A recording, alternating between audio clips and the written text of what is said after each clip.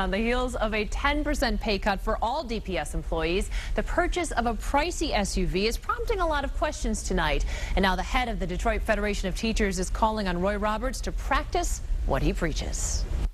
If you're going to tell everyone else that we have to be fiscally responsible, let it begin with you. That's the message DFT Union President Keith Johnson has for Detroit Public Schools' new emergency manager, Roy Roberts. The Action News investigators first broke the news that the district, which is drowning in debt, purchased a $40,000 Chevy Tahoe to chauffeur Roberts around Detroit. When the governor tapped this retired GM vice president to turn around a district with a $327 million deficit, Roberts promised DPS would be giving up unnecessary frills. What are the things we need the most? Which ones are nice and which can we do without? If we're going to look at prioritizing the resources that we have, then let's not talk it, let's walk it. Roy Roberts makes $250,000 a year as DPS emergency manager. And state records show he has 3 personal cars registered in his name.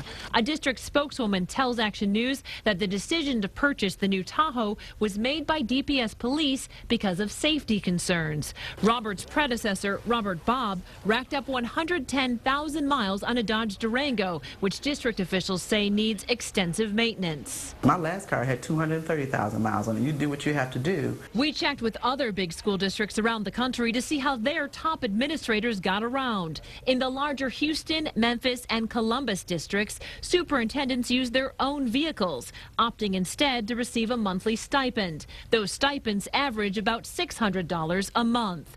In Los Angeles and Chicago, their superintendents use less costly Ford Crown Vics, which are several years old. Charlotte's superintendent was offered a 2002 Buick Century, but declined and drives his own car instead. And in Boston, their superintendent would not accept a car or a stipend. Here in Detroit, Roberts just announced a 10% pay cut for every single DPS employee, and that has many of our viewers crying foul. Sounding off on WXYZ.com, Thomas Wilson Jr. writes, "What hypocrisy. I see Roy Roberts believes in the do as I say, not as I do philosophy. He can afford his own vehicle."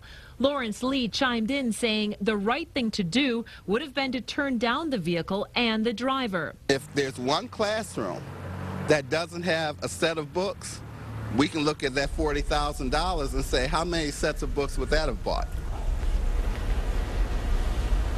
Mr. Roberts declined to speak with Action News on camera, but he did tell us that he too will be taking a 10% pay cut. We reached out to the governor's office for comment, but they are referring us back to DPS, saying Roberts and the district are responsible for these day-to-day financial decisions. If you want to see what others are saying about our investigation, please head to WXYZ.com.